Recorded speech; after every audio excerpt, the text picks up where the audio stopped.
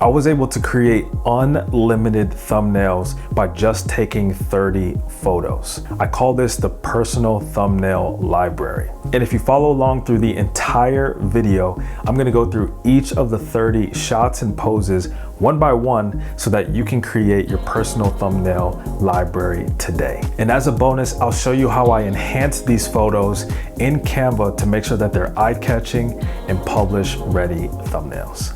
Let's jump right into it. So the main reason why I created the personal thumbnail library was because I create content for myself and others, and I'm constantly creating thumbnails. Typically for those thumbnails, I'm adding in a picture of the subject into those thumbnails. And a lot of times I would not have a variety of facial expressions, and that would cause me to have to use the same photo for most of the thumbnails. By capturing a series of photos with different expressions, poses, and compositions, you're creating your own personal thumbnail library. This library will become a resource for you, and it is a huge game changer. You can tap into this library anytime that you go to make a new thumbnail. It streamlines the entire process, giving you high quality images to use at your disposal. This will save you a lot of time and effort and give you a consistent and creative look across all of your different thumbnails. To make things easier, I put all of this in a PDF format. So if you want to download the personal thumbnail library guide, hit the link down in the description box below and I'll send it straight to your email. Before we get into shooting the photos, here are a couple things to do to set everything up. The first is that you're going to want to find a neutral background. If you're able to find a wall that has one solid color, whether it's gray, white, or any other basic solid color with no patterns or designs, that's going to be best. If you don't have a wall to shoot behind you, that's okay too.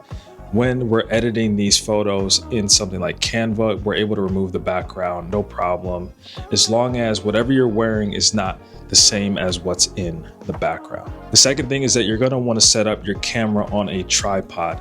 You want to keep it as stable as possible when you're taking these shots so that there's no jitter or any blur in any of your photos.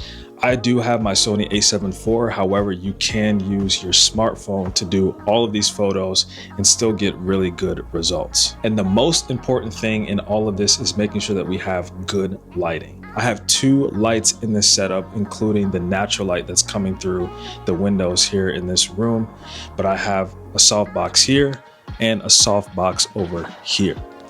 Whatever you do, make sure that you have good lighting for this. Otherwise, it's going to be really difficult to edit these videos. So the better the lighting that you have when you're taking these photos, the easier it's going to be when you actually go to create your thumbnails. If you don't have any lights, that's okay. I would just suggest shooting with really good natural light. You can even shoot outside if you wanted to. When it comes to actually capturing these shots, you'll probably want to set up a timer so that way you have a little bit of time to get the right expression and pose before your camera takes the shot. So let's get right into it. Number 1, surprised, wide eyes and an open mouth, hands on cheeks.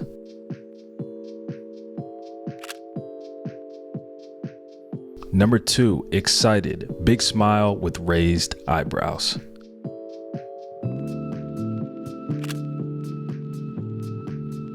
Number 3, thinking, chin resting on one hand, eyes looking up thoughtfully.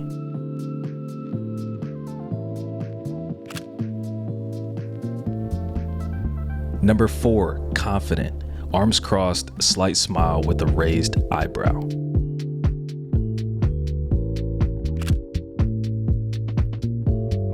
Number 5, angry, squinted brows and a serious glare.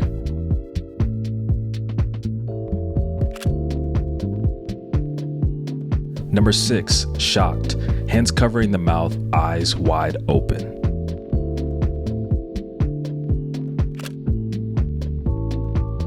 Number 7, laughing, head tilted back slightly, mouth open in laughter.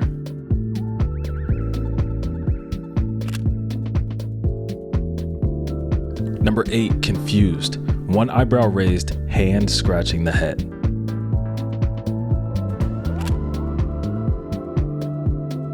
Number 9, victory pose, arms raised in a V shape, a big triumphant smile.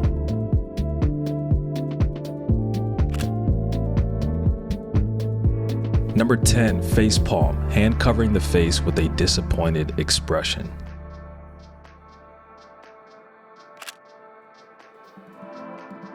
Number 11, worried, eyes open, biting lower lip and hands together.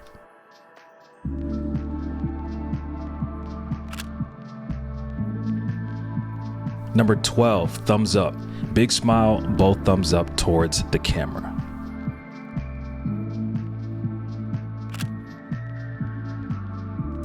Number 13, sad or pouting, bottom lip sticking out, eyes looking down, head slightly tilted.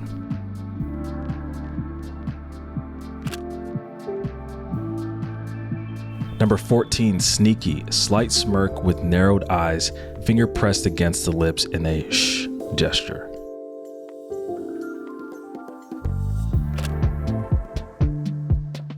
Number 15, mind blown, hands on head, wide eyes, mouth open in amazement.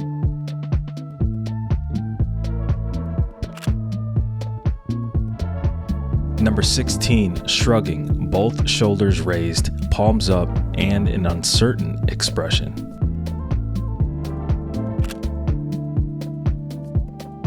Number 17, whispering, leaning in towards the camera, one hand cupping the mouth.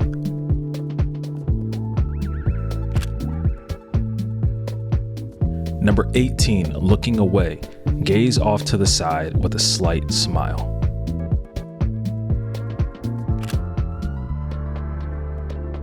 Number 19, determined, strong eye contact, jaw set, hands on hips.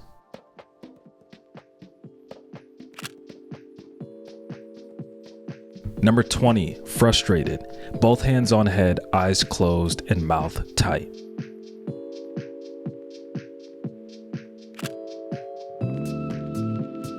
Number 21, big open smile, mouth wide open, showing teeth in genuine happiness.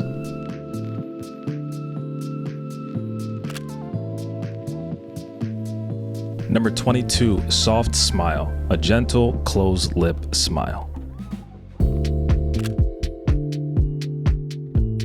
Number 23, smiling with hands on cheeks, a joyful smile with both hands gently cupping the cheeks.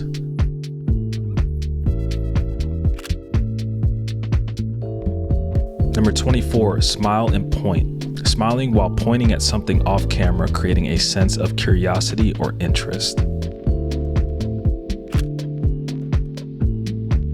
Number 25, point, finger pointing directly at the camera, intense focus on the viewer.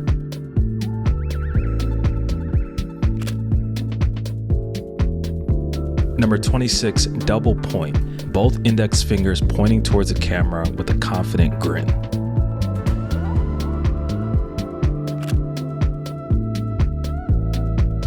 Number 27, surprised point, pointing at something off screen with a shocked expression, mouth wide open.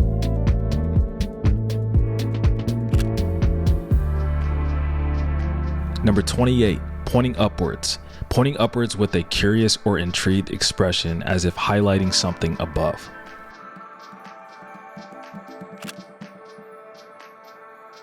Number 29, pointing downwards with a surprised or shocked expression as if revealing something below.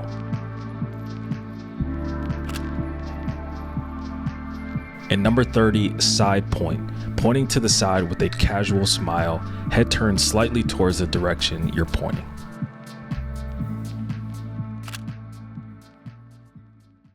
Now I'm going to show you how you can enhance these photos using Canva to make them pop and make sure that they're publish ready. After taking all the photos, now you can upload them to your computer and put them in a folder so that you have them all in one place. Inside of Canva, what I like to do is go to the projects section.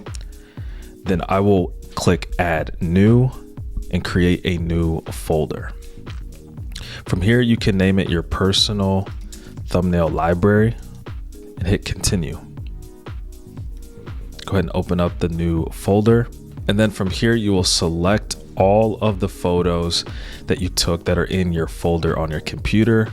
click and drag them into this new folder inside of Canva. Now that all of these are uploaded, they're in one place. So that way, anytime that you come to Canva, you can go find this folder and start creating your thumbnails. So let's go ahead and create a design, and we'll select YouTube thumbnail. What's nice about Canva is that there's lots of templates that you can work from. You can see that there's plenty over here on the side. So let's start with this one. So then we're obviously going to delete that. And to find the photos that we just uploaded, we're going to go to projects, then folder, and then select personal thumbnail library. And for this specific thumbnail, this one here, the looking and pointing upwards would be a good one to use. So we're just going to click, and then it automatically brings that onto our design. First thing that I like to do here is go ahead and remove the background. I do believe that that is a Canva Pro feature. I highly recommend Canva Pro. So if you don't have it, I highly recommend getting Canva Pro. Even just for that feature alone, it's worth the subscription. Because just in one click, we're able to remove the background. And because we took the photos on a neutral background, it does a really nice job of cleaning out that gray and leaving just our subject. And then I will make this a little bit bigger and center it. Now we can edit some of the text. So let's do YouTuber, and I'll do full time. And you can see the power of using templates. You're able to get a really nice looking thumbnail with just a few different adjustments, given that you have a nice subject to work with. Now there's a few extra things that I'm going to change on this, one being the background. So I'm going to come to elements, and I usually like to find a nice gradient. So I'll type in gradient and then go to photos.